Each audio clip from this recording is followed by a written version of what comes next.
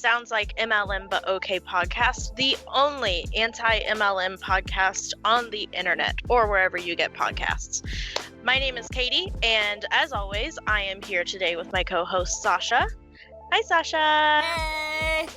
How's it going? Oh, you know, same old, but we got a good episode today.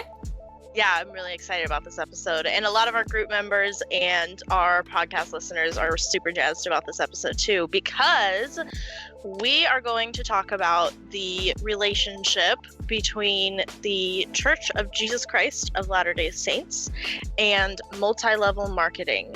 And here to talk about this subject with us, because he is the most knowledgeable person we could think of to discuss this with, is Ryan McKnight. Ryan is the founder of MormonLeaks, MormonLeaks, and is out here helping people out. He's a former church member. Ryan, how are you doing today? Hey, Katie, thank you for having me. Hello, Sasha. Hey, Ryan. I'm doing good today, and I appreciate the invite, and we're here talking about my second favorite subject to talk about. Actually, we're combining my number one and number two favorite subject. Yeah. Which one is number one and which one is number two? Well, that's a harder question to answer, actually. I mean, I talk more about Mormonism than I do MLM, but I do, a lot of people accuse, a lot of Mormons who don't like my website accuse me of wanting to burn down the Mormon church, which I really would disagree with. But if somebody accused me of wanting to burn down multi-level marketing, I would say absolutely. Yeah, I don't think we could deal with the accusation either. Sorry, what were you going to say? Well, I was going to say it is a scourge on our great capitalistic society. It is one of the dark spots that we have. It is, and it's a very frustrating thing to deal with because it's legal, and it's like, no, this shouldn't be legal, and people just don't understand why it's not okay because they just don't know. So today's episode is going to be a little bit different than what we usually do.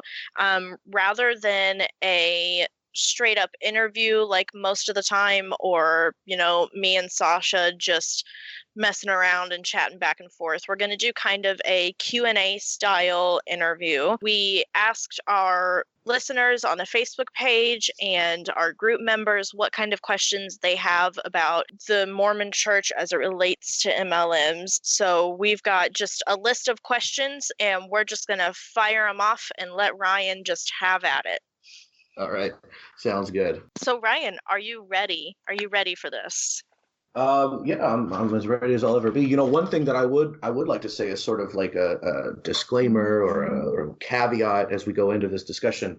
If I don't know how many people in your audience are members of the Mormon Church, but if they are, I would like to reiterate, and I don't know, where our conversation is going to go, what tangents we're going to go on, but it's important to note that while I, Ryan McKnight, am a critic of the LDS Church, and I run a website that, while I don't personally necessarily see it as being inherently critical, many do, and that is fine. When I criticize the LDS Church or the culture, I'm not criticizing individual Mormons. And I actually would agree with what many people would say about individual Mormons, that by and large, they're good people going about life trying to do, what's best for them and their family and friends. And so I'm sure at some point we're going to say things that are going to be critical of the culture and critical of the church. They may come off as being critical of making a blanket critical statement of Mormons. And I do think it's important that we approach this subject, and those that are listening, with some nuance, and to understand that we are talking about a specific problem that exists within Mormonism, but that doesn't necessarily mean that every single Mormon out there is part of this problem. Absolutely. Absolutely. And that's something that Sasha and I have to reiterate a lot, even just talking about MLMs, is that our issue is not inherently with each individual seller. It's with the companies themselves. Of course, there are sellers that were like, oh, you are not going about this the right way. Right. But overall, it's the institution that we take issue with. And we're really excited because we do have a lot of... 100% agree. Definitely some parallels there. And we are really excited because we have a lot of members of the church, yes, who are fans of the show. We only just found that out recently, how many members we had who were fans. So we didn't discover until we asked for people to ask questions. We didn't discover how many listeners and how many group members we had that are active Mormons in the church, and it was like, oh, well, hey, so we do have a little bit of input from some current members that I think is pretty important, and we'll discuss that later. Thanks for sharing your input, guys. Yeah. Well, and you know, on to your point, I mean, obviously it makes sense when you think about it. If you know, multi-level marketing is prevalent within the Mormon community, and also people realizing and waking up to the scam that it is also a common thing. There will be a lot of ex-MLMers, if you will, that are also Mormon. And I also will tell you that as much as there is a correlation between Mormon culture and MLM, there are tons and tons, probably more Mormons that hate MLM than support. So even within Mormonism, even though the Mormon culture naturally lends itself, as we're going to talk about, to multi-level marketing, they are still even fringe within their own community. Right. Okay, so let's get to it. So our first question is, I think, you know, a question that just about everybody has. It's the most basic question there is, which is, why do you think that so many MLM companies are based in Utah? And do you think that it has anything to do with the LDS community, or do you think that it's maybe an outside reason? Well, I mean, I'm sure there may be some outside reasons that, you know, I'm not aware of, but I do think that a lot, even with the multi-level marketing companies that were not founded by Mormons, not every one is founded by a Mormon. They all seem to have really, really strong customer bases. And by customer base, I mean sellers within Utah. And so I think it does make sense that they want to be as close as possible to that customer base. Now, I've never actually done sort of an analysis of all the multi-level marketing companies that are based in Utah and which ones were not founded by Mormons. So, you know, it's possible that there's so many there and they're all founded by Mormons and that's why they're there. You know, it also could be that outside people are coming in there just to be close. You know, I'm not sure, but it's a combination of there's so many that were founded by Mormons and the fact that their largest customer base like if you were to split up the demographics, I think in most cases their largest customer base or one of their largest customer base will be people who adhere to the Mormon faith. Right. Yeah, and that kind of leads into some other questions that we're going to be asking about later. But it does. And even if it's not in Utah, it does seem like, Sasha and I were discussing this earlier, it does seem like whatever city you find one MLM headquarters in, you'll find 2 or 3 or 4 more. It seems like they just kind of gather in certain areas of the country. Anytime I see somebody post about how this MLM headquarters is in their city, they're like, oh, we've got this one and we've got this one and we've got this one. And then it's just, I don't know, it's like they all have to cluster in one area. They have to stick together. I'm not sure what causes that, but zoning laws and stuff like that. Something, yeah. And I do want to mention that these questions aren't really in any particular order. They're just random questions that we've taken down that we think are good questions to ask. So, you know, we may be jumping back and forth on topics here. So did you, when you were involved in the church or now, did you see people that were called into positions of leadership use access to church members' contact information inappropriately, or, you know, in order to further their MLM business? Or was this frowned upon in most or all of the wards that you saw? Wow, that is a great question. I'm going to try to answer as quickly as possible. It is, you know, there's a lot to unpack with that question, because I think that a keen observer would see that there are both overt and subtle uses of sort of access to fellow Mormons when it comes to trying to peddle their wares. And I have personally seen people in church, in conversations with people, when somebody is talking about, let's say, oh, we're looking for a change in career, or, we're looking for a new job, or I just lost my job, or whatever the case may be. And then somebody saying, oh, well, I know a great opportunity. Now that is, somewhere in between overt and subtle, because you could be having a normal conversation with a friend at church or not at church and offer them sort of, hey, I know about this job opportunity over here. So, but when you couch it in this idea that they're trying to recruit them to be part of their downline, it does sort of create a sinister aspect to the conversation, because they usually don't pitch it that way. They usually are pitching it like, hey, have you ever thought of owning your own business? Or, I know of an opportunity that's going to let you make a ton of money and stay at home with your babies, or, what have you. I do also know, I don't necessarily have firsthand knowledge of this, but I've talked to so many people and seen so many posts, over the years. It's hard to believe it wouldn't be true that people will access their local congregation's roster and send out emails.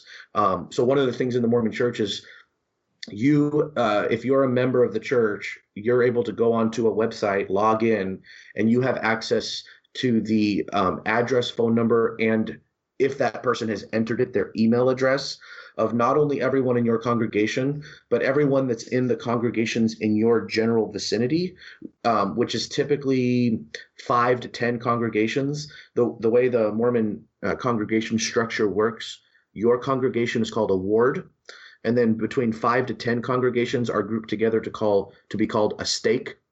And so you will have contact information of everyone in your stake.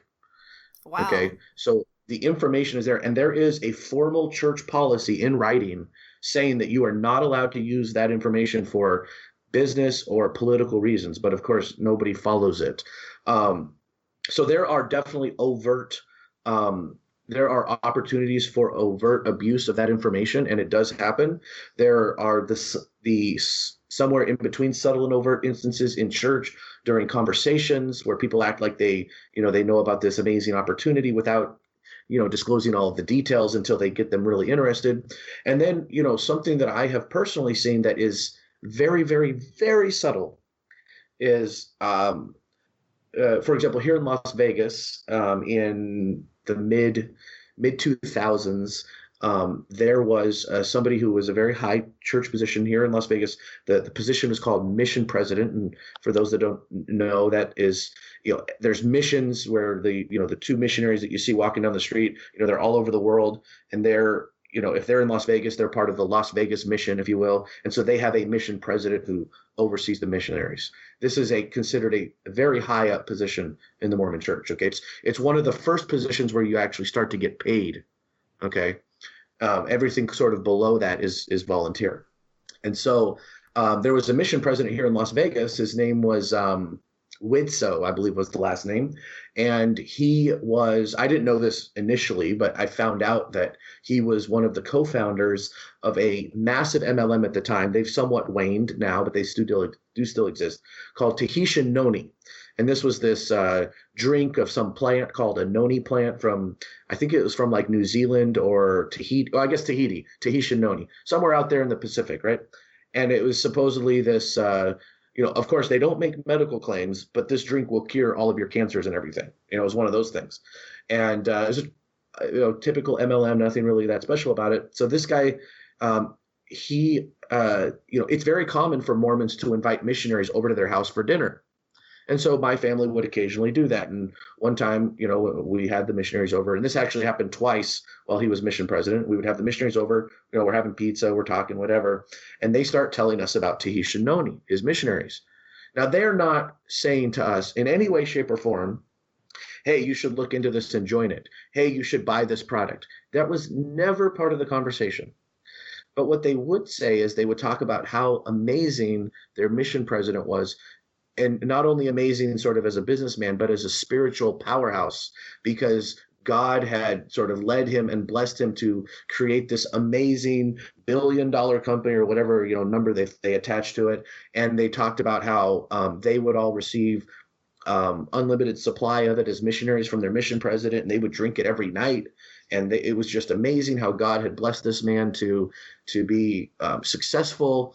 And while that's not a pitch, okay, what this does in the Mormon culture, where it is very tribal and there is a lot of built-in trust between Mormons, that could, to a person who is unwitting about it, could set the table for them to then say, oh, I wonder what this is all about, and let me go and look into this after the missionaries leave, and then they could easily sort of get hooked into it. Now, I don't think that that's why they said it. I think these young 18, 19-year-olds were just really naive about it and really looked up to this man and thought that he had created this most amazing company, and they felt privileged to know him. But what they were inadvertently doing was pitching the product for him. Right. That's very interesting. That is so interesting. Like, it just feels so slimy. Yeah. Oh, it is. And I was a believing Mormon at the time, very much. Like, I wasn't somebody who was doubting my faith or anything like that. But I was also at the time, I was in my mid-20s at the time, but I was very against multi-level marketing. But I was also at the time unaware of how strong of a connection there was between Mormonism and multi-level marketing. And not only was this one of the first times that I started to see that, but I was, as a believing Mormon, I was heartbroken and crushed that the top leadership saw fit to call this person as a mission president when he was clearly operating what I would consider to be a fraud. Absolutely. Right. It's not why I left the church or anything like that. And I sort of got over it at the time as by saying, like, I think I kind of justified it in my mind, like, well, I guess they make mistakes every once in a while, something bad will slip through the cracks. But again, I at the time had not realized how much in common there was between Mormon culture and multi-level marketing. So I kind of put it as like a one-off, and I kind of justified it that way. But it definitely just, it really shook me that the people that I felt were spiritual giants, these leaders of the Mormon church, would tap a guy like that to be a leader. Absolutely. So at the time, were you not seeing a lot of MLM in the church? Was that pretty much all you were seeing, or were you seeing other people that were involved? I was seeing it in the church, and in fact, my first exposure to MLM was a member of my ward trying to pitch me. But I was still sort of early in my sort of awareness of MLM, and I knew that there was something wrong about it, but I couldn't necessarily put my finger on it as well as I could today. Right. And so I just, I was just in the infancy of sort of discovering it all, and so I just hadn't made all the connections that I do today. And I feel like that's usually how it goes for most people who are not quite aware of the deep-seated internal issues with the companies, is they get just this weird feeling. And I remember my dad telling me about going to what I believe was an Amway meeting many, many, many years ago. And he said, I didn't really know what it was. I didn't really know what MLM was, but we were sitting in this meeting and it just didn't feel right. It was just so weird, and it just felt so sketchy, and that was really all he could say, was it just didn't feel right. It was just, there was something not right about it. And he just, like you said, he just couldn't put his finger on it, but he knew that there was something going on that he didn't like. I can relate to that. Yeah, definitely. Now, like we were saying earlier, we've after asking for questions from our listeners and our group members, we've come to realize just how many we have that are current members of the church. And we've had a few that have said, whether they are currently members of the church or are former members of the church, that have either said, there's one, she says, I was Mormon. Almost every woman in my ward was in an MLM. There's another one, she said, I was Mormon for 36 years and knew and know so many Mormons involved in MLMs. And then we also had some others that said, I'm Mormon and it hasn't affected my ward at all. About half of my Facebook friends who are involved with MLMs are not Mormon. She even says the church has said on a few occasions not to get into get-rich-quick schemes. And somebody else also said, I know of less than a handful of my Mormon friends that are involved in MLMs. And both of them have said that the wards that they were in somewhat small to medium-sized cities. So or would farming you, towns. So or rural farming towns. Sure. So would you say that it's more common for MLMs to be prevalent in wards and bigger cities than they are in smaller rural farming towns? Yeah, well, there's definitely a lot to address there. Really good stuff. So first, I would just like to point out that I don't doubt any of those people and what they're saying, but I think it's important to remember that what they're talking about is anecdotal. And so you have to look more at like the big picture as opposed to, that's never happened to me, right? Because just because it doesn't happen to you doesn't mean it's not prevalent. And so I would agree that it's going to vary. In my personal experience, I've never lived in Utah, which is where most of the problem is. Mm-hmm. And so if you go back east where I've lived, and if you are like here in Las Vegas, where there are a lot of Mormons here in Las Vegas, but it's still not quite to the degree that there is in Utah, you're not going to have it's less likely to have a situation like where every woman in my ward is involved in an MLM. So, right. And I would agree, you start getting rural town where the priorities in their lives are just different in those rural towns, and they just, it just hasn't seeped in as much. But that's all valid and possible and likely. Mormons, there is sort of this phenomena where Mormons who are not from Utah are slightly different than Mormons that are from Utah. And I think that one of the ways they're different is that they're a little bit more savvy to the MLM scam. So I think the farther away you get from Utah, the less likely you are to see it as a prevalent problem. And you'll see one or two women in that ward that are probably transplants from Utah, and they're the ones that everybody in the ward, rolls their eyes at. So the hotbed is going to be sort of the Salt Lake Valley, Salt Lake and Provo Valley, which is basically like the I-15 corridor there, sometimes referred to as the Wasatch Front, because you have the Wasatch Mountains there along the 15.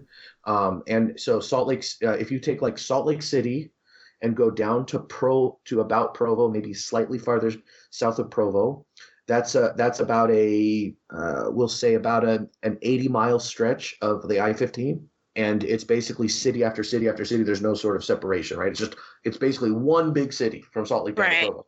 Okay, there is where your hotbed is going to be. That is where you're driving up the 15, and you are seeing huge buildings off to your left and huge buildings off to your right that bear the name of household name MLMs, because that's where their headquarters is. Okay, right. So yes, that's where you're most likely to find these situations where, quote unquote, every woman in my ward is part of an MLM. Again, also saying that everybody in a ward is part of an MLM. I mean, there's different degrees to that, because some people, they get caught up in the hype, they start it, and they very, very quickly drop off. There's other people that, are diehards and they jump from one MLM to another. There's others that are diehards with one, they get burned out and they never do another one again. So, in terms of, what we're talking about right now, it's really hard to say, this is what most likely happens. It's a little bit easier to say, like, these are all of the situations that do occur. That makes sense. I don't know if I just got all confusing or what. But... No. we are. It's a complicated topic. Yeah, it's a complicated topic. Here in Las Vegas, the last Mormon ward that I was active in, that I went to regularly, that I know of, there was probably 4 or 5 women that were involved in MLM out of maybe 40 to 50 women. So that's probably a low percentage, but again, that's Las Vegas. Yeah. I guess I never really thought about how successful you would be with an MLM in a city like Las Vegas. Well, it's huge here. It is huge. And a lot of the MLM people I follow, they live here in Las Vegas. But it's spread around, and there's a lot of non-Mormons that participate in MLM here too. I mean, I follow like 20 different women here in Las Vegas that do different MLMs. They're not people that I went to church with, but they're all Mormon. Now, do you ever see members of the church that are against MLM, and does it cause any friction between them and other church members? Absolutely. So just like you'll see in various forums, people will talk about how people who join MLMs ultimately burn all of their personal bridges in life. The same thing happens within Mormonism, right? And so what happens, especially in a place like Las Vegas, where a smaller percentage of the ward population is going to be participating in MLMs, those MLMers are more likely to be the person that, everybody rolls their eyes when they walk into church, you know what I mean? And talking, or when they make a comment and somehow work in about how they're, this wonderful oil that they use just to help them with some problem they were having. And they're sort of like, it's like a passive aggressive almost pitch, people are rolling their eyes. So the people do ruin those types of relationships. And I know a lot of Mormons here in Las Vegas that hate and can't stand MLMs and see its connection to Mormon culture, and they hate that part of Mormon culture, even though they are believing Mormons. Because there's nothing really inherent about the Mormon doctrine as a religion that would support multi-level marketing. Just so you know, absolutely, it's not like so the majority. If you were to do a poll across the country, not just Las Vegas, even in Utah, I think the majority of Mormons would be anti-MLM. But of course, it's one of those very loud minorities, and you don't see people. What's more common for somebody to make posts and make videos and make websites against multi-level marketing or supporting it, right? Most people that hate it, they just ignore it and they go about their lives without talking about it. So you don't see it as much. It's a very, in many ways, a silent opposition, which I've often talked about that being, in a way, a support for it, right? Because by not being more outspoken about about how bad it is, you are providing the environment for it to perpetuate among the more maybe weak-minded people, right? So it's like, okay, yeah, you're able to see through it for what it is, but what about all these other people that aren't able to see through it? And because maybe, you haven't spoken up about it enough, all of a sudden somebody, loses thousands of dollars and all of their friends and ruin, and puts themselves into financial dire straits. And maybe if we were collectively more talking about it and being more aware about it, we could have prevented things like that. Absolutely. And I think another big reason why, and this may be just, the main reason, is just people thinking correlation equals causation, is the fact that so many MLMs are based in Utah. And when people think of the Mormon church, they think of Utah. So it's just like, here's these two things that coincide in the same place. They must be connected. And they are connected, but just often not in the way that people think of it as. So, and we can get into that a little bit about, why does the Mormon religion / culture sort of perfectly prep these women to be suckered in? That's a whole discussion that we're going to have here at some point on this. Here in a little bit. Have you, and this is kind of, I find this to be kind of an entertaining question, and I really hope that you have an entertaining answer. Pressure is now on. Have you ever seen church members selling MLM products that may not be considered consistent with church teachings, or maybe considered inappropriate by the church or its members? Things like pure romance, or what was that other one you said, Sasha? You had another one that was wine. Wine MLMs. Wine MLMs. This is a great question, and I wonder, is this from one of your listeners, or did you come up with this question? I'm just curious. It was a listener question. Okay, I'm just curious to know if it's from maybe a listener who's a Mormon, because I don't know if this is what they were thinking about when they were asking the question, but I'm going to take this in a particular direction. Now, as far as the question about the wine one, I've personally never seen somebody that I knew was a Mormon selling one of the wine MLMs. I'm not going to say it's impossible. I haven't seen it. I think it would be unlikely, because most of their customers, especially early on, are going to be other Mormons, and other Mormons are not going to buy the wine. So I don't think it would be likely. I have seen the pure romance. Really? It's not as, yes, and it is not as prevalent. But I actually spoke on the phone to a woman who we were actually talking about something else. The conversation went into MLM, and then she relayed a story to me about how somebody in her ward started with the pure romance and invited her, and she didn't, she knew what it was all about, but she wanted to go, for the popcorn. And and this woman was like, she was a Mormon, but she had kind of joined the Mormon church as an adult, so she didn't have like the sexual repression that a lot of Mormons have. And so, she was much more, she was more adult about it all, right? But she said it was just sort of, it was hilarious seeing Mormon women sort of holding these like, dildos and, sex toys basically, and talking about, and saying, well, what is it that I do? What am I supposed to do with this? And I think you probably don't see it much because I think there's an entry barrier there, right? You talk like in business, you talk about barriers of entry, educating your clientele and like reaching your clientele. And I think with the sex ones, I think there is a barrier there because there's so much shame around it. So does it happen? Sure, probably not in that arena as much. Here is where, and I think some of your listeners may be, or especially some of your Mormon listeners, may not have thought of this before. But my answer to the question would be doTERRA and Young Living. Now you say, well, how is that against church teachings? It's very subtle, and I'm going to try to do a little explain it like I'm five here thing, because I'm going to explain something that's very ingrained in Mormon culture, and most outsiders are not going to understand. Okay. But in Mormonism, there is something called a priesthood blessing. There's multiple types of priesthood blessings. And as many probably know, priesthood is something, it's like the power of God, right? It's like you literally think of it as the Force in Star Wars. In fact, a lot of Mormons unironically compare the priesthood to the Force. Okay. It is like they believe that they literally have the power to change the direction of nature. Okay. If it's God's will, of course. So, there are many types of priesthood blessings. One of the most common types of priesthood blessings that people engage in is something called a health blessing. And this is obviously, as it is titled, is going to happen when people are sick. And it could be somebody who's, got a flu that just won't go away. And it could be somebody that's dying from cancer. And it could be everything in between.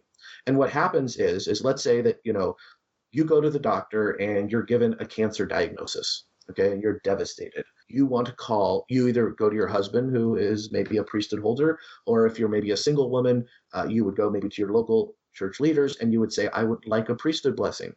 And either way, two men come, your husband and another man or two other men, they put their hands on your head and they give you a blessing. And they'll bless you that, if it's God's will, that the cancer will be gone. And who knows what they say, right? They say whatever they want to say. Interestingly enough, as a sidebar, the cancer death rate in Utah is no lower than the normal cancer death rate of the rest of the world. Okay, so in any case, anybody's wondering whether or not it works.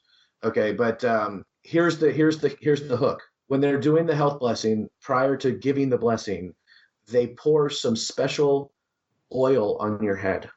It is olive oil that has been blessed previously for the purpose of giving a health blessing. And it is believed that this olive oil will sort of mix with the power of your Jedi priesthood and make it more likely that this miracle is going to happen. Okay. Women cannot give these blessings. And sometimes consciously and sometimes subconsciously, women feel very left out about this, especially when it involves their children.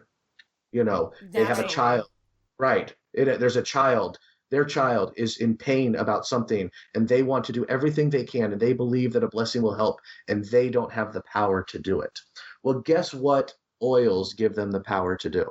It gives them the power to heal all of these ailments because, they all claim that these oils heal ailments and they're able to use oils and they're able to administer them to their children.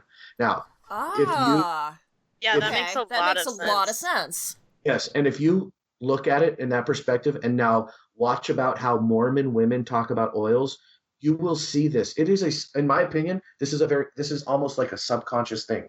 I don't believe that there's Mormon women out there that are consciously saying, oh, look, now I can give priesthood blessings with my oil. This is a subconscious thing where they are now able to participate in this magical healing of their children that they were previously not able to participate in. And if you look at the rhetoric that they use when they are talking about oils and you think of it in that context, you will see the parallel. You will all of a sudden, it's like you will now be inside the matrix and you will see it. Wow. And I've seen people, a lot of the Mormons who hate MLMs will bring this up and they will say, I think, and not every Mormon that hates MLMs will do this. They don't all make this connection. They hate MLMs because of other reasons. But many of them will identify the oil industry, the MLM oil industry, or any oil industry as being what they call priestcraft. In other words, unsanctioned, attempts at magical healing, if you will. That's really interesting. Yeah, that makes so much sense because I do feel like among my friends who are part of the church that oils seem to be the main thing that they sell. Yeah. Oh, I truly believe, and I will challenge anybody who disagrees with me on this, that this is one of the reasons why oils have been so successful among Mormons more than almost any other MLM, because there is consciously or subconsciously this predisposition to believing in the magical powers of oils. And they're not really met with a lot of resistance. Yeah. Yeah, the church doesn't. Yeah, I mean, the church doesn't come out and say, "Hey, this is not." The church never comes out and says this is priestcraft. The previous question that you asked touched on about how I think at some point you were asking about like people who made comments saying they've heard church leaders speak out against get-rich-quick schemes. Yeah. Well, but the problem is that if you read about the instances where the church has publicly warned people about these things, you will see that it is all couched in legalese, and it's done in a way that everybody who listens to it thinks they're talking about all of the other MLMs except for theirs. Yeah, of course. They're like, for example, get-rich-quick scheme. Well, mine's the one that's not a get-rich-quick scheme, so they're talking about the other ones, for example. Hashtag not all MLMs. Exactly, not all MLMs, yeah. Yeah, of course, when anybody ever says that to me, I always say, well, I'm open-minded. Give me the name of the MLM that is not built on a scam model. And then, of course, they'll say, well, I happen to work for one. And then I'm like rolling my eyes before they finish the sentence. Yeah. And then they say, it's doTERRA. And I'm like, dude, I talk about doTERRA all the time. Right. They come up with something a little more original than that one. I mean, literally, everybody thinks that it's everybody else's MLM that is the problem and not theirs. Absolutely. Absolutely. I did find that question, and it was asked by Jessica, one of the moderators for our group, and she also asked, how do consultants alter the message or the pitch to fit their audience, especially with like the pure romance, the ones that their audience is going to be a little bit more uncomfortable than most audiences? Well, I mean, I'm happy to talk about the romance one, but I mean, we're now opening like other can of worms of like the sexual repression of both men and women in Mormonism. And I mean, that's probably a podcast all in and of itself. But I mean, the short, in terms of like that one, I mean, what I would say is that Mormonism and sex has a very, it's a very volatile, crazy history. I mean, there was a time, for example, when in the early days, Joseph Smith and Brigham Young and multiple other leaders were out having sex with teenage girls. I mean, this is not something that I'm making an accusation of. These are things that are on the church's website. If you know where to look, they will talk about this. They were marrying teenage girls in addition to the wives they already had, and having, they were engaging in something called polyandry, where they were marrying other men's wives. It was, they were wife swapping. Okay, so you have that aspect of Mormonism. And then you enter into, in the early 1900s, where it starts to become more sort of repressive, if you will. They go from like one extreme to another, and you end up in I might get the year wrong, but 81, 82-ish, people can Google this. The first presidency, which is the highest level of leadership in the Mormon church, the prophet. They issued a statement, a letter to all of the Mormons that oral sex is a sin. Okay. Now, guess what happens? There is outrage immediately, and within like a week or two, they basically rescinded the letter. Okay, and now in 2018. But the thing, a lot of people don't know that. So you still will find Mormons who will have these really weird things of like what sex is supposed to be and what it's not supposed to be, when it's supposed to happen, when it's not supposed to happen. But the official position of the church on sex now, the official written position, is that it's between a husband and a wife. Okay. And so it's implied with that, as long as whatever it is you're engaging is consensual between a husband and a wife, legally and lawfully married. Okay, so this is not a boyfriend and a girlfriend, that it's okay. And so while there's culturally tons of baggage and tons of like shaming and repression that's going on, a person could come in, what they would do with the pure romance, and they would talk about, well, did you know that the church's actual stance is that it's between a husband and wife, and maybe this is something that you guys should try, and maybe it would help, because a lot of Mormons have dysfunctional sex lives. If you search, you'll find forums where women will talk about this, and because there are problems with some men on this, but it's more pronounced with women, because women, when they grow up in the church, it is drilled into their head their entire lives that sex is bad, sex is evil. If the boys see your shoulders, they're having sexual thoughts about you, type of thing, right? Right. You're responsible for their evil thoughts about sex. Imagine, like, your entire life, this is being pounded into you and pounded into you and pounded into you, and your parents don't talk to you about sex because it's an embarrassing topic. And then what happens is you get married, and then they say, go and have sex. And all of a sudden, you're supposed to now do something that your entire life you were told is a horrible thing to do. And I can't tell you, I get a little passionate about this because I get really pissed off about this.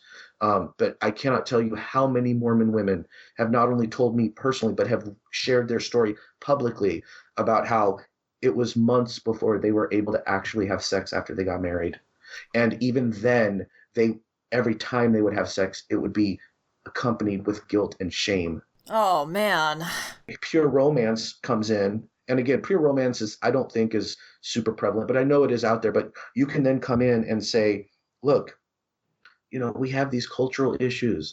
It's this cultural issues of some of the backwards thinkings of people from before. But did you know the church really says it's just between whatever you and your husband are comfortable with? So maybe this can help you, get past some of these things, right? So you see how you can kind of use that to sort of open the door. It's a very hard door to open, though. And that's why I don't think my hunch is, and I haven't, done a deep dive into pure romance.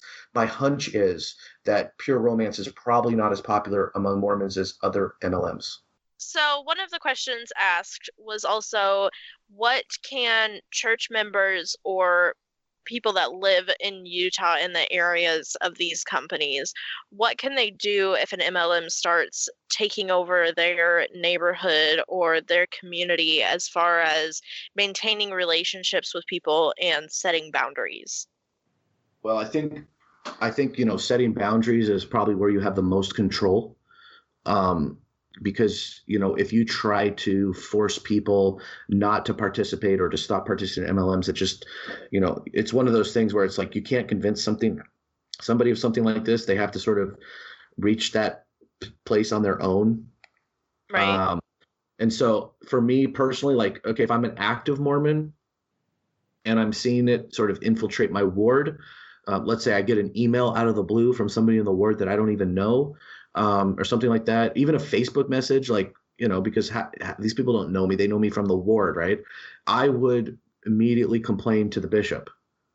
Now, hopefully the bishop's wife is not also in an MLM. And if she is, then I'd go to whoever's above him. Because they are violating church policy, and maybe they can speak to that person. Maybe they can say something general over the pulpit. Hey, a reminder, please do not use the ward directory as a means for your business, type of a thing. And that I do think that when people are reminded of that, it can help.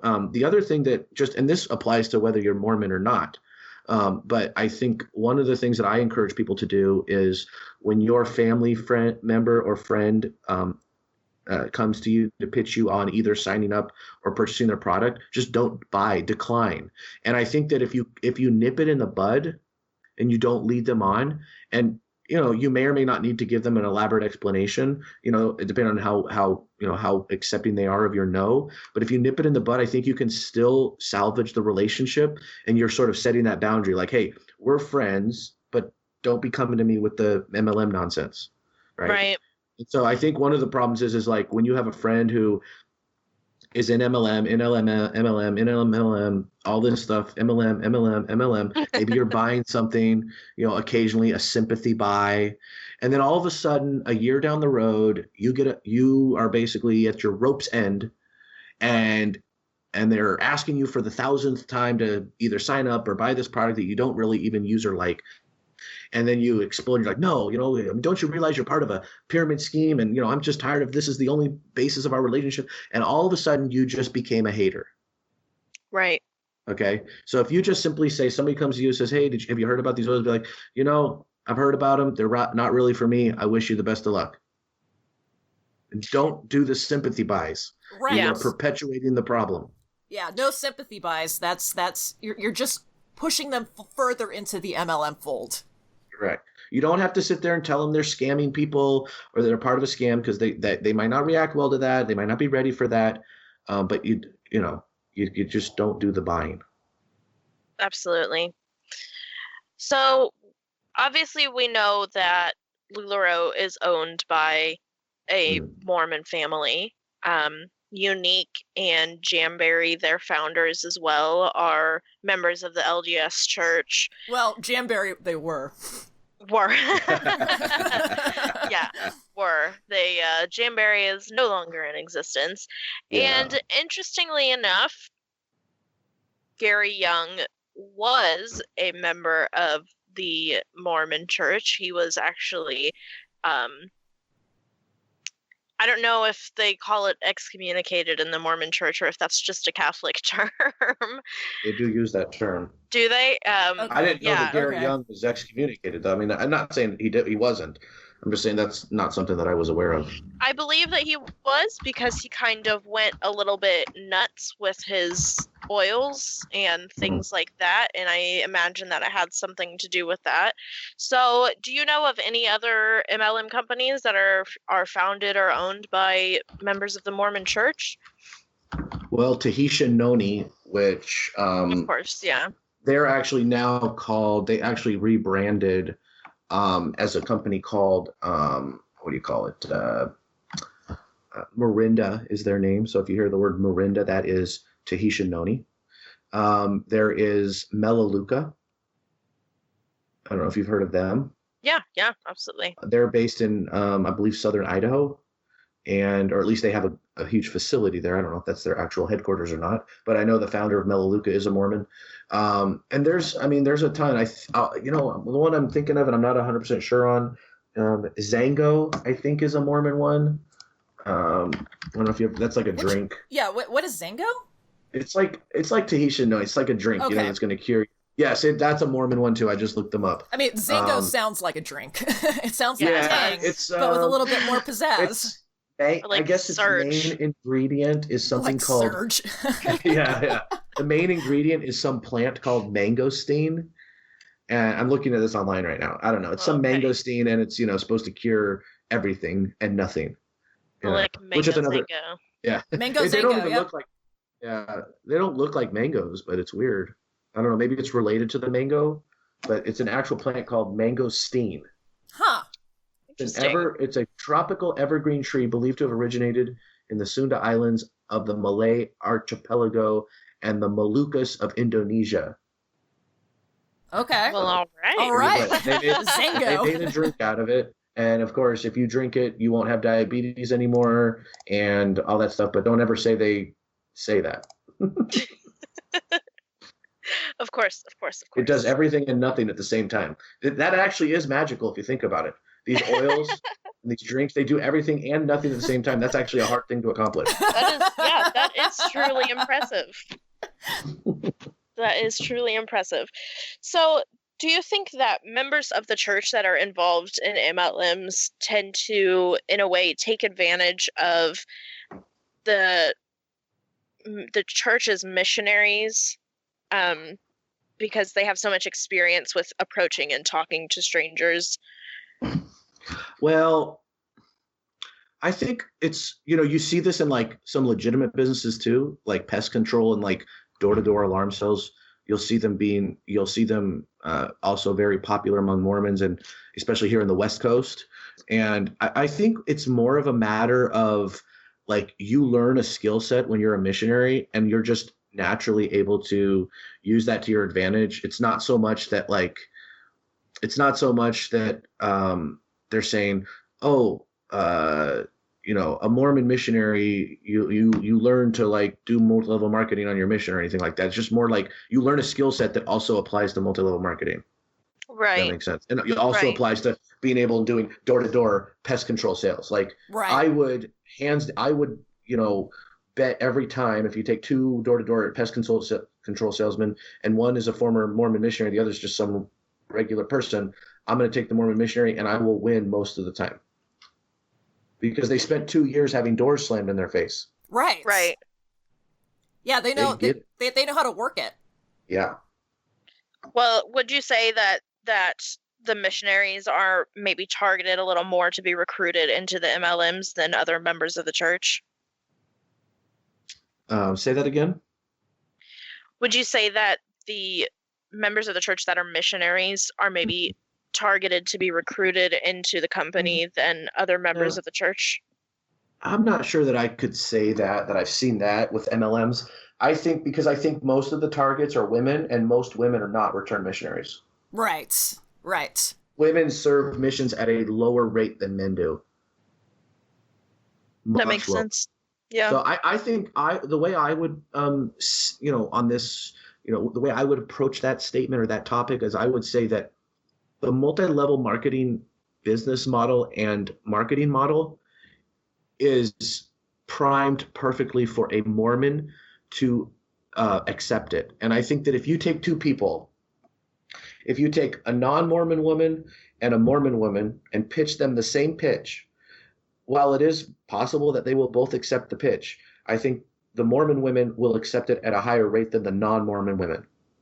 Which has a lot of reasoning behind it. Yeah, I mean, it's because, and it's not just women, but we all know that the majority of the victims of these companies are women.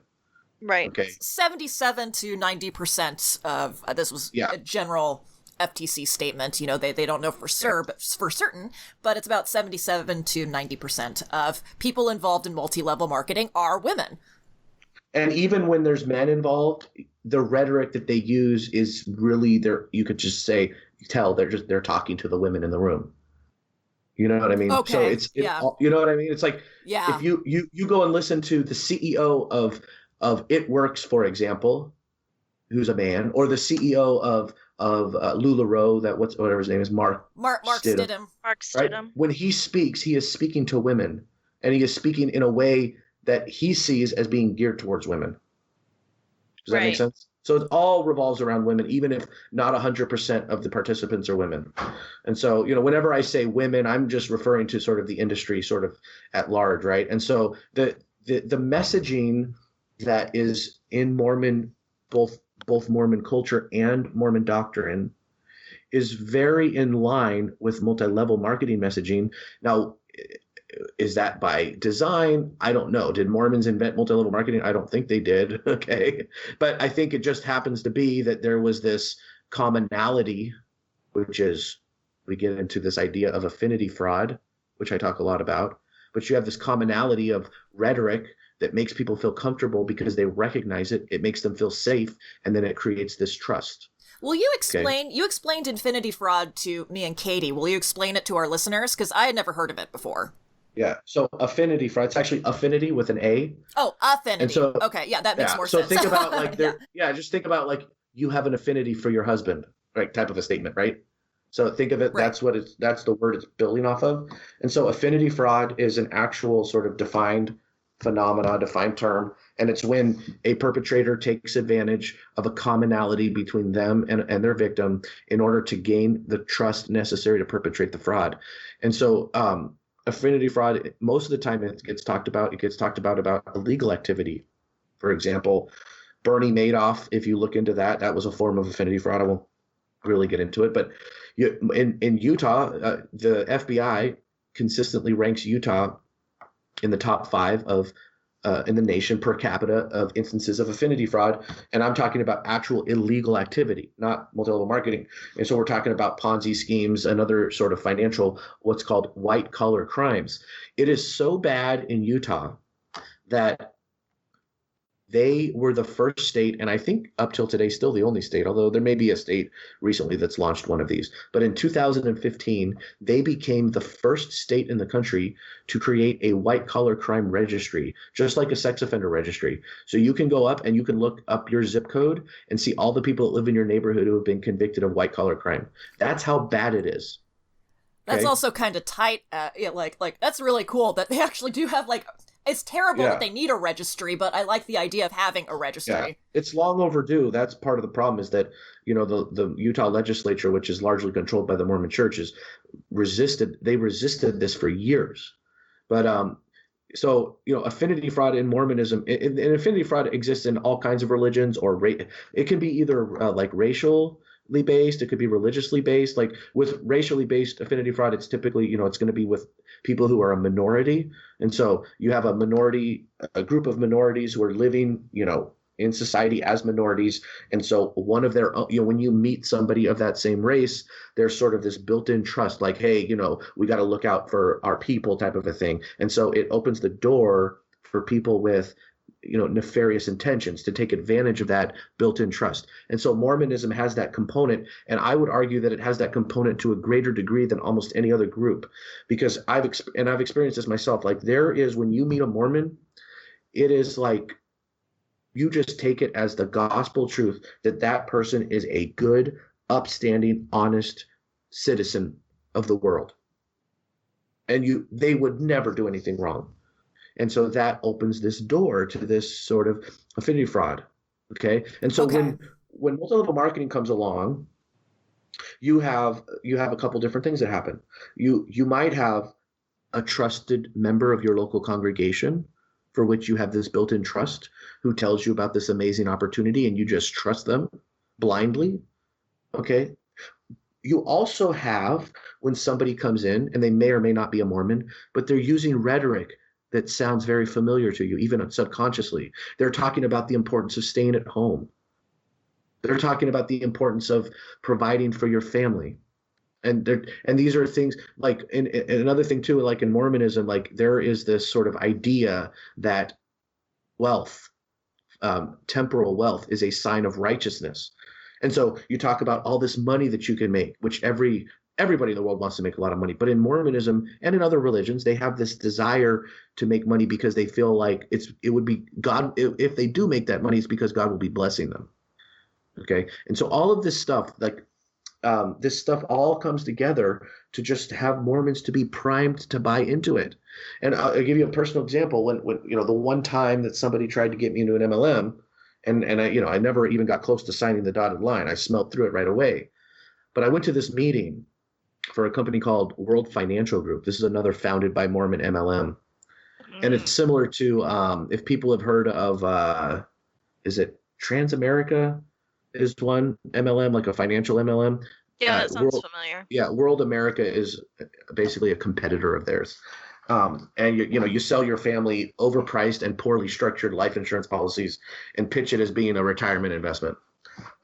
So anyway, I go, this guy tells me, I was like 22, 23 years old, very, very much, naive to the larger pictures of the world. And he's come with me to this, and it's going to be this great opportunity. And of course I want to make a bunch of money. Right. And it sounded really sexy the way he described it to me. So I go to this meeting, and it's here in Las Vegas.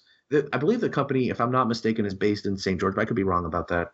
But anyway, I go to this meeting here, and I don't think everybody in the meeting was Mormon, but probably a good chunk of them were, because you're inviting your friends, and if you're Mormon, who are most of your friends? They're Mormons.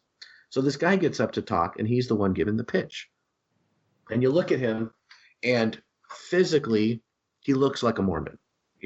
Very clean shaven, hair parted, white shirt, tie. Does it mean he's a Mormon? No, right? But okay, possibility. Then he's talking, and he talks about how much importance he puts in his life on family. Okay, well, do only Mormons put importance on family? No, but now we have two markers. Then he talks about how, he tells some story about, getting his kids all piled into the minivan. Do only Mormons own minivans? No, but now we have three markers. And then, of course, it all culminates, and he says, and this is a true story that really happened. I'm not just like giving a hypothetical here.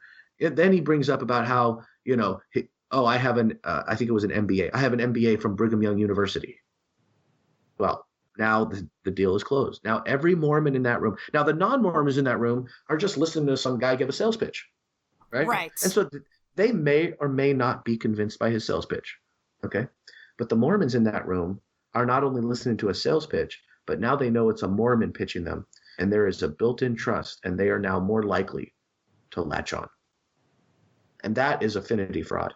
Now, in the case of MLM, unfortunately, it's legal.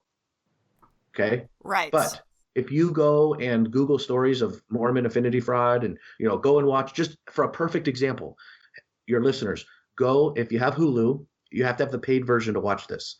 If you have the paid version of Hulu, go look up the show called American Greed, which is a great show, and look up the episode called Mormon Madoff. That's what this guy did, and they documented in the little documentary. 40 minutes. Okay? And you're going to see how some of his victims were not Mormon. Not all of his victims were Mormon.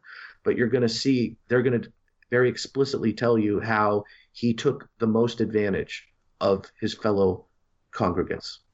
Oh my gosh.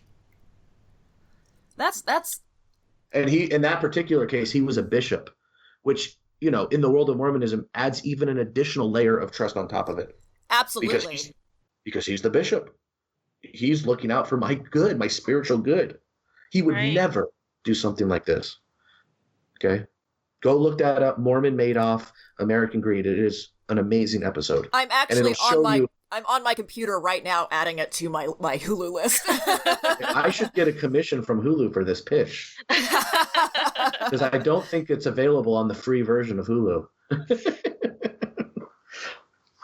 But and unfortunately, his name is Sean Merriman, that guy. And he was actually based in Colorado, but his, they document about how he basically took advantage of all the Mormons around him. But unfortunately, he is not an anomaly.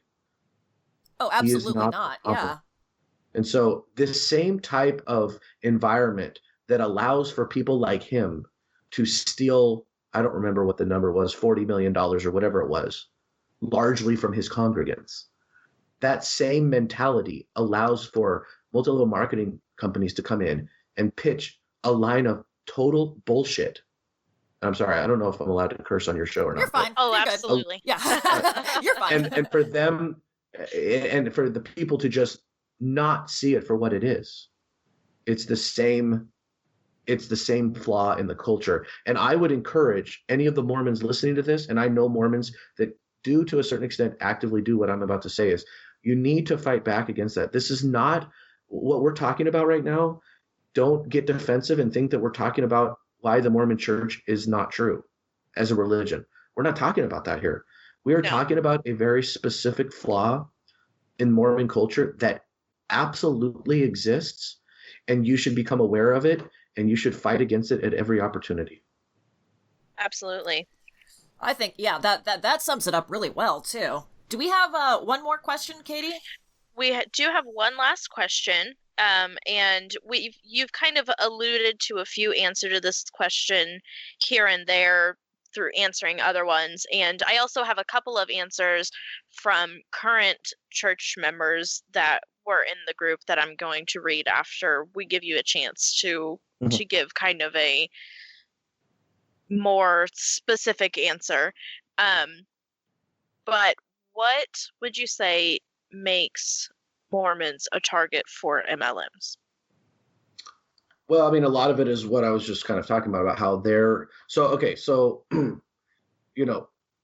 this is a hard one to talk about in a way, because a lot of Mormons, when I talk about this, they will say, well, that's not been my experience. And even if it has and they haven't realized it, I suppose it isn't everyone's experience, but it's one of those things that, like, okay, your anecdotal experience, let's look at the situation at large. And in Mormonism, one of the things that is very, very important in Mormonism is family, but not just family, but a particular structure of a family. And it's somewhat changing now, which I'll get into, but traditionally after polygamy, because polygamy was just a completely messed up time, when they began to get more conservative in terms of family structure, you were taught, and when I was a kid, I was taught this explicitly. And I was a teenager in the 90s. I would challenge anybody who was a teenager in the 90s to tell me this was not the dominant narrative of the 90s and the 80s and the 70s and the 60s. The perfect family is a father who goes to work, and a mother that stays at home with her children. Okay? Yeah. And this is presented in many different ways. Okay, nobody got up and said, the dad has to work and the mom has to stay home. No, the lessons, there's actually sometimes they did say that. Okay. But the lessons were more just geared in that way. So I'll give you an example. The Mormon youth programs, and it is changing a little bit, but this is still a problem today. But the Mormon youth programs, if you look at the activities that they do, the boys go out and learn all of these like life skills of, in like Boy Scouts and part of Boy Scouts, like, for people that haven't been involved in Boy Scouts, some of the things that you do is when you're doing the communications merit badge, for example, you probably are going to go visit a radio station and learn about what it's like to be a radio DJ. Right. And when you do some other thing, you're going to go and get these sort of real world introductions. When you're going to learn about medicine, you might go visit a doctor who's a Mormon, who's going to tell you about, look, this is what it's like to be a doctor. The activities for the women, quilting, making lasagna. Okay. These are the types of activities the girls are doing. Right. Okay? This is just one little example of the larger problem that exists in Mormonism of sort of creating these very defined gender roles. Okay. Now what happens? You go about your life. You're taught that this is what I'm supposed to be. You make every attempt to become that. You get married. You pop out 5 kids in 4 years. Yes, that's probably mathematically possible. God, and I awful. guarantee you there's Mormons out there that have done that. Well, you can always have twins too. So yeah, it's definitely mathematically possible. I've seen 5 different kids in 4 years. That's rare. I'm being a little bit hyperbolic, but I'm telling you, I've seen it. It's not like the most shocking thing I've ever seen in Mormonism. Okay, it just sounds miserable. But here's the thing: it's not only are you popping out as many kids as you can, you're doing it at the age of 20, 21. Yeah, right. It's not like you went to college, figured out what your likes and dislikes of life are, and then you finally decided, you know what, I'm 30 years old, and you know what I want 5 kids. No, you're 20 years old, you know nothing about life, and all you know is you're supposed to get married and have kids. And so then what happens is, your husband's going to work, and not everybody can have a great job. So a lot of these people are barely getting by, but so they want to show that they're righteous and that they're successful, but they don't want to leave their babies. And so, for example, when a MLM comes by and says, hey, stay at home with your babies, well, that's a message that can resonate with women of any race, religion, or creed.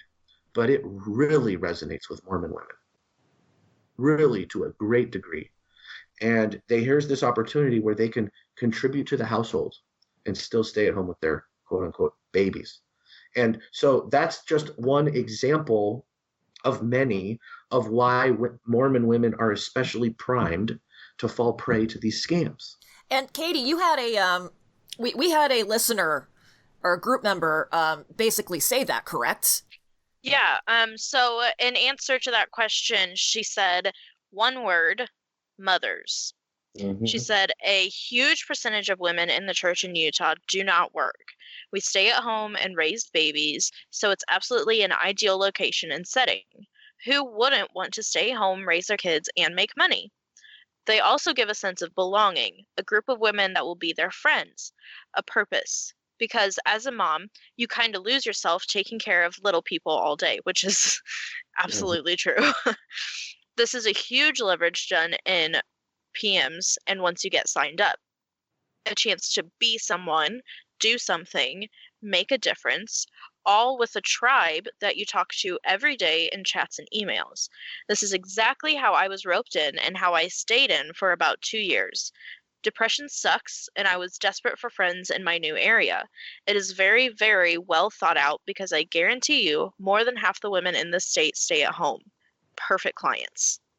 I agree 100% with everything she says, and I would add another layer, is that at church, women are powerless, and MLMs give them power.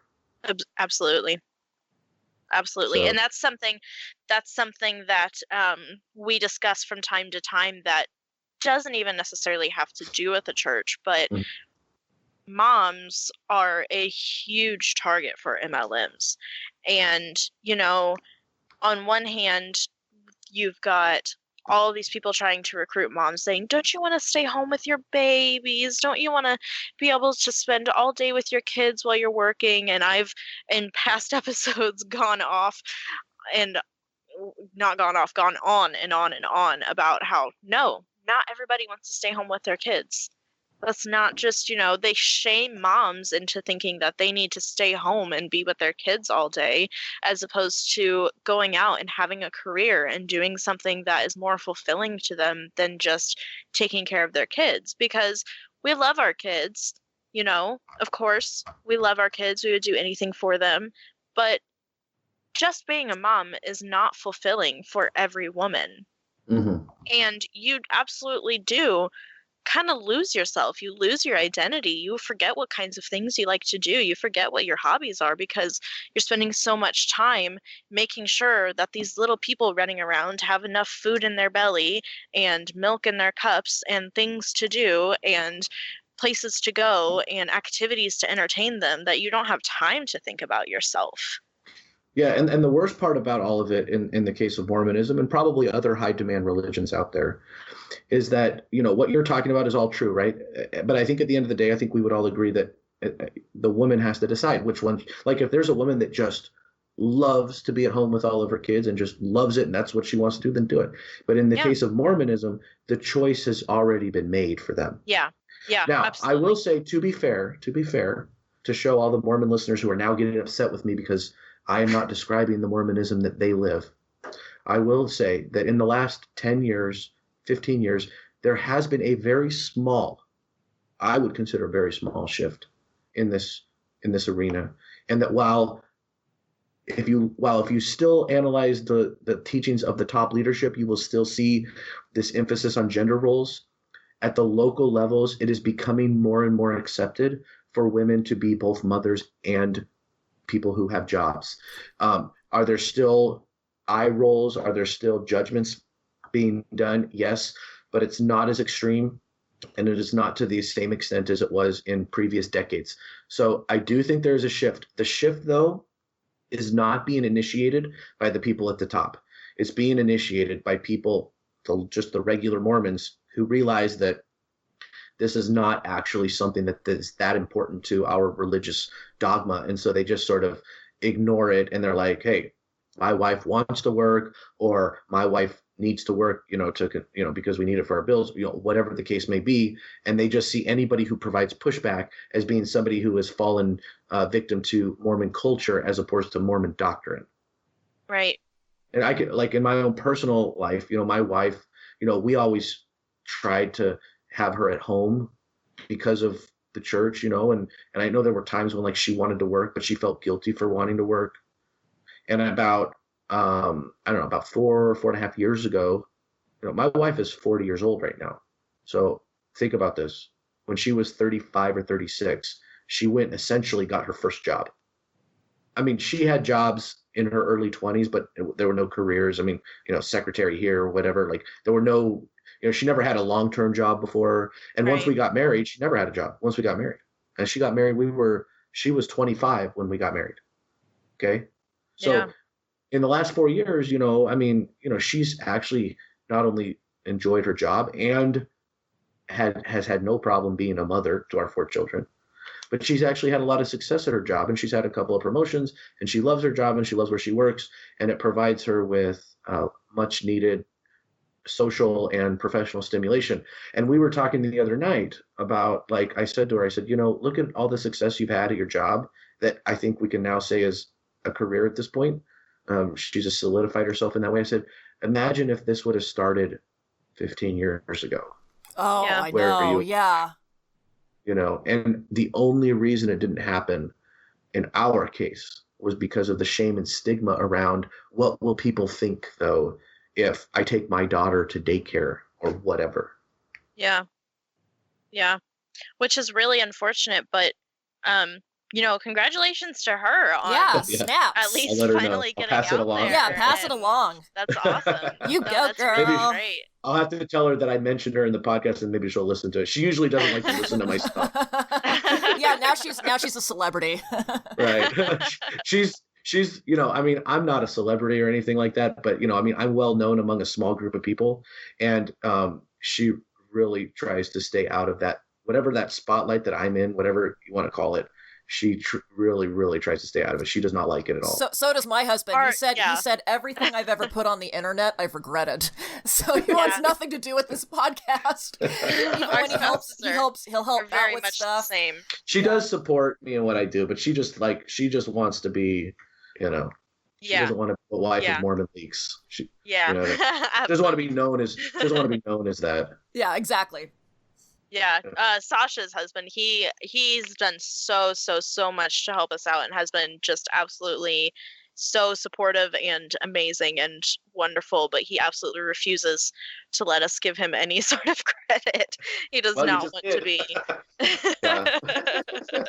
I will say he won't let us put his name on anything or anything like that. He's like, nope. I will say, for those of you who are listening, my husband did build the new website that we'll talk about when we wrap the episode up, but he did build a new website and he put his signature in the CSS code. Yeah.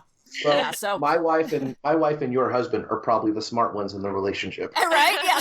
So, and we're all they say they don't want their names out there. They're probably being much more prudent than we are. I know. We're just throwing caution to the wind. Yeah. Yeah. My husband is fortunate in that I haven't really asked him to do anything, so he hasn't really had to turn me down. But I'm sure that if I tried to, he'd be like, no thanks, I'm good. I had one last input from a current church member that has a little bit to do with the effect that MLMs have on the churches and has a little bit to do with why Mormons are a target for MLMs. And she says, I'm a Mormon and a financial counselor. I've made it a point to speak out in my ward about the damage I've seen these companies do to the finances of people I've worked with. And every time I do, I get cornered in the hall by someone telling me that I'm either wrong or bringing contention, a big no-no in Mormon culture. Yeah. I think a lot of it is to do with the stay-at-home mom culture of Mormonism, plus the 10% tithe, plus a strain of prosperity gospel culture. It creates a perfect breeding ground for these types of scams. So it's an amalgamation of a lot of things. Yeah, and when she mentions that prosperity gospel sort of mentality, that was what I was referring to before, of like this idea that if you're wealthy, God is blessing you, and so they seek that out. But yeah, I agree with her. And, this idea of like, quote unquote, not bringing contention, that's Mormon speak for ignore the haters, which is what we always hear the MLM people say. Right. And so there is that commonality in the approach of like, don't listen to anything negative. And I hope people, I don't know if you ever get any, curious listeners who are still sort of, roped into an MLM, but I would really encourage you to take a step back and think, is that what real businesses do? Like, imagine if like Apple came out with a product and everybody hated it. Would Apple say, ignore the haters, we're moving forward? I mean, I'm sure it's happened. I think it has happened. Wasn't there like I'm sure one? It has. I think that Apple had. Well, it doesn't matter. We're not talking about Apple, but yeah. But you get my point. Yeah. Like you get my point. Like this is not the way normal businesses operate. Normal businesses actually want that kind of feedback.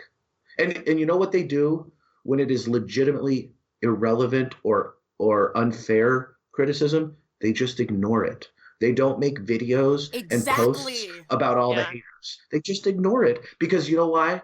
Because their product and or business model speaks for itself. Absolutely. Like when Windows came out with, what was it? Windows had some operating system that was just a total failure. I think it was Windows 8. Wasn't it Windows 8? Yeah. Yep. I had it and I hated it. Yeah. And I wasn't thrilled with Vista either, but yeah, no, it's, and they took it and like, you never see anybody, or there was Windows Millennium, I think, was a very, very short-lived one, or like Nintendo had the, Nintendo VR in the 90s, which was like a virtual reality set, and that was off. My husband owns one, so like we own this very, very rare Nintendo system that still works. Cool. So that's cool, but yeah, no, and people didn't like it. So all those things went off the market.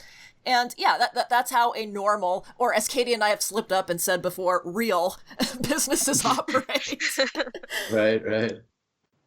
Yeah, and I think that a big reason that there's this huge difference where you've got the people in the MLM saying, "Oh, they're just haters. Oh, don't listen to them," and that's being passed down from the people on top. Because if they can convince the people that are involved, the people that are already spending money in the company, the people that are already,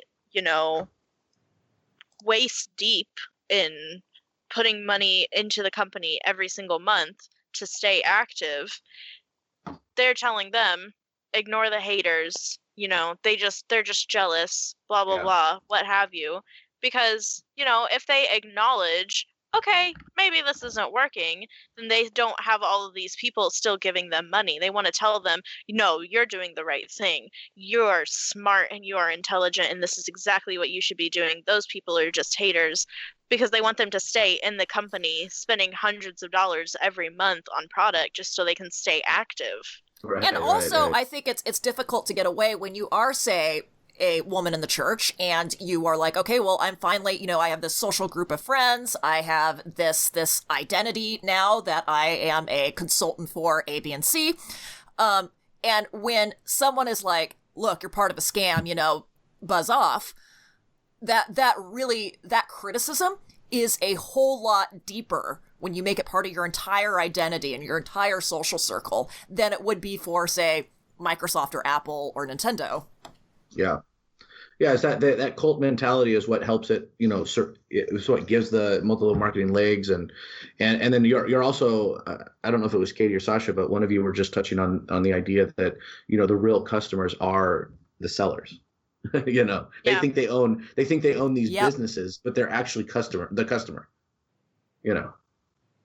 But they don't see it that way, and that's why they don't see it that way. And they think that like that's how business is. That like, oh well, if you have a store, you're the customer of the wholesaler. Well, really, not really. Yeah. Because that wholesaler, like you could drop them and find another wholesaler in 2 seconds. So that wholesaler is out to please you big time. Not you sort of, I don't know how to even really describe what I'm saying, but it's not, people always want to like compare the relationship to like a retailer wholesaler relationship. And it is not that. Anybody who's ever actually dealt with a real wholesaler, they know that is not the relationship that they have. Absolutely. For many, many reasons. Katie, we're out of questions, aren't we?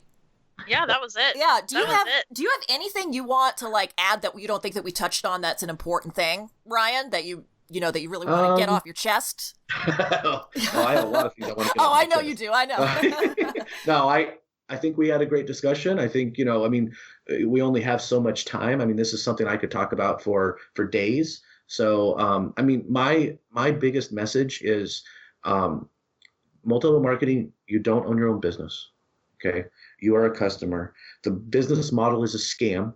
It is statistically impossible for more than 3 to 4% of people to sign up or to make money. Now, I'm not saying only 3 to 4% make money. That's true, but that's not what I'm saying. It's statistically impossible for more than that to make money.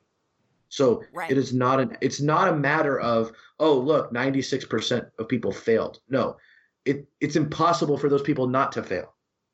And I want people to, anybody listening to this who hasn't figured that out, you have some homework to do. I didn't make this up. These are not my original ideas. I'm not the one that discovered these things. Let Google be your friend. Go down the rabbit hole if you haven't already gone. You'll be better off for it. You'll be more prepared not only to fight against any incoming MLM scams in the future, but you'll start to recognize other situations in your life that just don't smell right.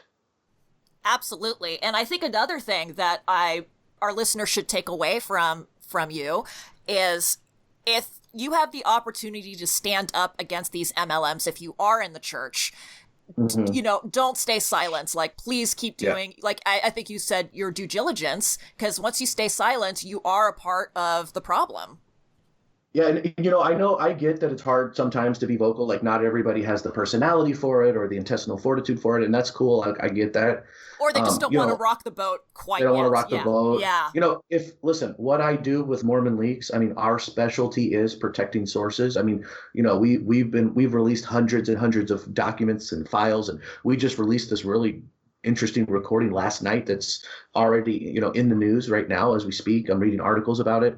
I mean, it's not national news or anything yet. I don't know if it will get there or not, probably not. But my point of saying this is that if somebody is if somebody has something and their conscience is telling them this information needs to be sort of put in the public sphere, and you just are afraid to do it yourself or you don't know how to do it, I'm a very approachable and accessible person, I think, for the most part. Contact me. It's not something that I'm going to publish on MormonLeaks or anything like that, but I might be able to put you in contact with a reporter. I have a ton of reporter contacts that I can find, like, oh, I know a reporter who would love a story like that, for example, and I can put you in contact with them.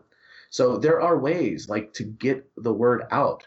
I'm not saying go and hack into some server and take everybody, I'm saying, like, if you have something and you think that it's important for it to be made into public knowledge, call me. Let's talk about it.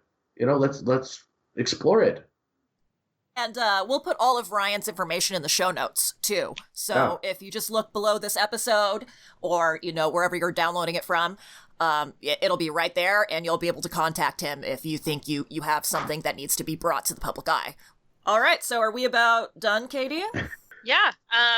I don't really have anything else to say besides, you can find us in the normal places.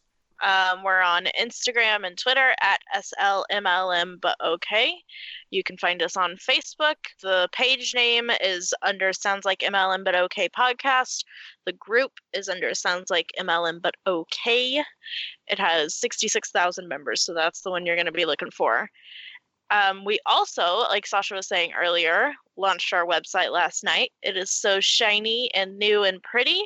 And if you go to our website, it is slmlmbutokay.com. You can find and info that's about okay the podcast. that's okay without the AY. SLMLM but okay.com. Yes, you can find info about the podcast. You can find fun little things about me and Sasha. You can also find links to our Patreon, and we have some really awesome rewards on there should you choose to be a patron.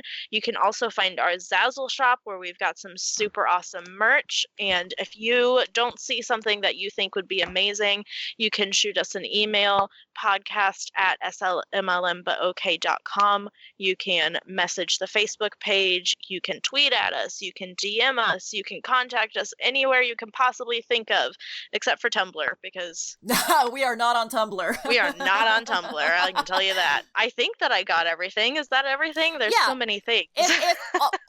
When in doubt, just go to slmlmbutokay.com. Everything is up there. Everything is on there. It's all of our social media, absolutely everything. It's our new central hub. And we'll be getting like a blog soon, and we'll be embedding the episodes in it soon. But it's nice. So if you need to get a hold of us, that is the best way to do it. All right. Always read the fine print and don't get scammed, and we'll see you next week. Bye-bye. Oh, and before I end it, I want to say thank you to Ryan.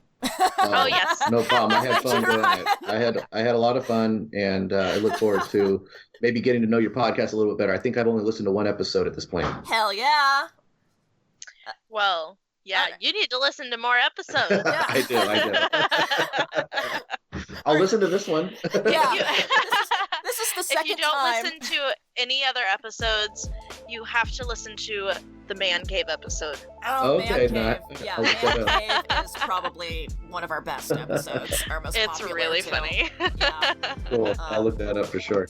And it's the second time, 2 episodes in a row, I've just gone right into always read the fine print, don't get scammed. So always read the fine print, don't get scammed, and we will see you next week. Bye-bye!